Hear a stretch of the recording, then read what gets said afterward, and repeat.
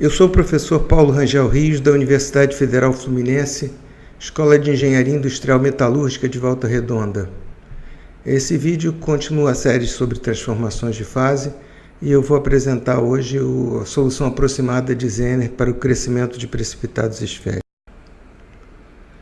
Primeiro, para o vídeo ficar independente dos outros, embora isso eu já tenha falado nos outros vídeos, eu vou falar solubilização, soluções supersaturadas e precipitação. Nesse caso agora o crescimento é tridimensional. No outro vídeo eu apresentei a solução do crescimento de Zener para crescimento unidimensional e a solução aproximada para precipitados esféricos, uma solução diluída, que é uma situação muito comum, na verdade. Solução exata de Zener e Frank, nós vamos comparar, não vamos apresentar, e a comparação aproximada para a formação da cementita. E depois algumas conclusões. Aqui nós temos o diagrama de equilíbrio, AB. Nós fazemos a solubilização numa temperatura TS, temperatura de solubilização, a composição média da liga é C0, C0, né, de B. E depois nós resfriamos rapidamente, mantendo a solução supersaturada. Isso é possível no estado sólido, né, uma das características do estado sólido. E segundo o diagrama de equilíbrio, a situação final, se eu deixar essa liga de supersaturação C0 um longo tempo, nessa temperatura de precipitação aqui, vai ser uma matriz com a concentração C-alfa e um precipitado com a concentração C-beta. A gente vê que a matriz é diluída, o precipitado é diluído também nesse caso. Isso é uma situação bastante comum.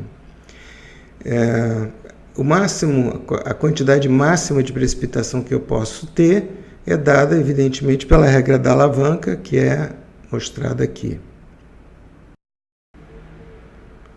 Então, no início da reação de precipitação, eu tenho uma matriz alfa com a composição C0, evidentemente que essa é uma matriz supersaturada, porque o equilíbrio, como nós vimos no diagrama de equilíbrio, a matriz alfa teria que ter uma concentração C-alfa, e ela começa com uma concentração C0. A partir dessa matriz supersaturada em soluto, é que nós vamos ter a precipitação. Bem, aqui nós temos o crescimento tridimensional, formulação exata. Tridimensional porque a gente pode ter o fluxo, né? Ele vai em todas as direções, enquanto no crescimento unidimensional que eu mostrei a solução, o crescimento de uma placa, a placa vai numa direção só. Então, falando informalmente, é mais fácil crescer um precipitado esférico, porque eu tenho agora muito mais direções para onde eu posso jogar o soluto do que para um precipitado que cresce numa única direção, né? Então eu represento o raio do precipitado com R maiúsculo, a coordenada da distância do centro precipitado até um ponto eu chamo de R minúsculo, C-beta seria a concentração de B no precipitado, C-alfa seria a concentração de B na interface do precipitado, como eu mostrei no diagrama de equilíbrio aqui, C-alfa e C-beta. E C0 seria a concentração média, né, longe do precipitado. Aqui nós temos a equação em coordenadas esféricas, nós temos simetria nos dois ângulos, então basta expressar ela em função de R, né? Então, a condição inicial é a condição que eu acabei de mostrar, que alfa supersaturado em T igual a zero, a matriz tinha uma concentração C0, e as duas condições espaciais, né, seria que a concentração na interface entre o precipitado, a concentração na matriz na interface com o precipitado seria C-alfa, concentração de equilíbrio, e longe da matriz seria a concentração C0, quer dizer, uma solução semi-infinita. Então, para resolver esse problema rigorosamente, existe solução rigorosa. No final, inclusive, nós vamos comparar a solução aproximada com a rigorosa.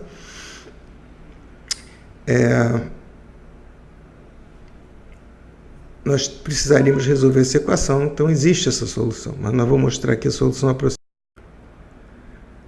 A solução aproximada, ela na verdade, ela supõe que o precipitado esteja no estado, o crescimento seja no estado estacionário, quer dizer, eu não tenho variação de concentração na matriz. Isso é razoável quando a solução é muito diluída, nós vamos ver no final. Então, veja, a condição anterior, esse termo aqui desaparece, o tempo desaparece, né? E eu fico só com esse termo aqui igual a zero. A condensação dos outros dois termos. Então, posso tentar essa solução daqui satisfaz a essa equação e aplicar as condições de fronteira e temos agora então a concentração e ficamos R sobre R, tá certo? Esse seria o perfil de concentração obtido por essa aproximação de Zener, supondo que a solução real seja descrita pela solução no estado estacionário quando a solução é muito diluída. A semelhança do que nós fizemos com a solução unidimensional, a gente tem que fazer um balanço de fluxo na interface, tá certo? Para determinar, eliminar uma das, nós queremos eliminar, por exemplo, o R, né? Queremos obter a velocidade de crescimento, já que fazemos aqui o balanço de fluxo na interface, que seria o avanço da interface.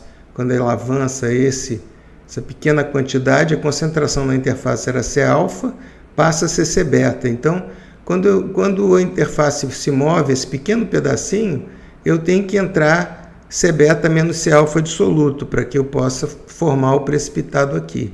Então, BR/dt vezes essa mudança de concentração nesse daqui tem que ser igual ao fluxo que chega, vamos ignorar os sinais por simplicidade, o fluxo, a representação do fluxo que chega até a interface. Então, esse seria o balanço de fluxo na interface.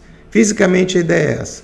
Chega um fluxo aqui, esse fluxo tem que alimentar o precipitado para que ele possa ganhar essa espessura a mais dr.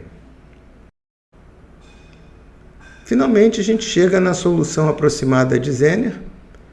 O crescimento é parabólico, como era de se esperar, né? Porque a gente tem o que a gente quer, na verdade, que nos interessa mais é a velocidade de crescimento da interface. Nós não estamos tão interessados em saber o perfil de concentração na matriz, né?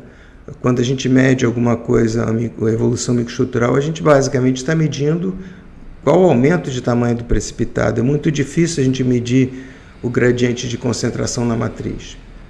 Então, temos já a solução que é da mesma forma, que mesmo a solução exata também teria essa mesma forma, a raiz de dt, e um coeficiente que seria o fator termodinâmico, que é dado por esse fator aqui.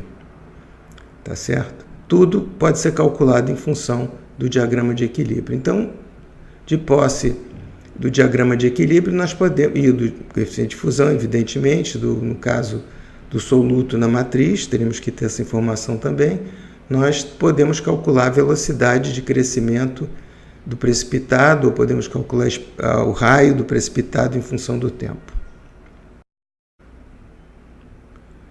Aqui nós temos um exemplo. A precipitação da cementita a partir de uma ferrita supersaturada em carbono.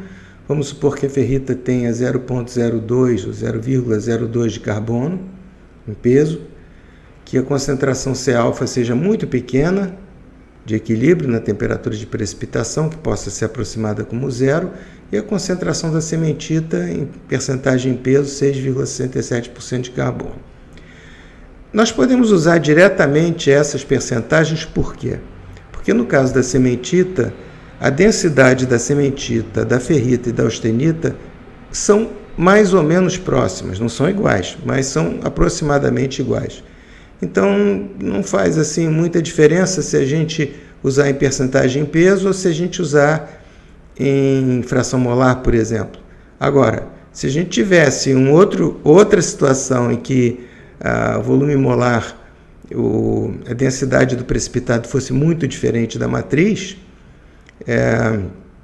nós teríamos que prestar atenção a usar as concentrações de fato, como a gente deduziu. É claro que no caso da cementita é de se esperar, porque a cementita basicamente é ferro, né? É o ferro que já está lá, só que ela é ortorrômbica, mas isso não faz tanta diferença assim, porque muda um pouco o fator de empacotamento, mas não faz tanta diferença na densidade, uma vez que o peso do carbono não é muito grande. Então, podemos calcular o coeficiente e a gente calcula o coeficiente como sendo 0,077, e aqui eu vou usar a raiz de dt, né? Eu não sei o coeficiente, quer dizer, eu posso procurar o coeficiente, mas não é necessário usar aqui, vamos deixar na forma geral a raiz de dt. O tempo então fica sendo representado por dt, e a solução exata eu calculei usando a solução exata de Zener e Frank. Eu não vou mostrar aqui, mas tem nos livros que eu recomendei no início, no livro do Christian, por exemplo, ou no meu próprio livro,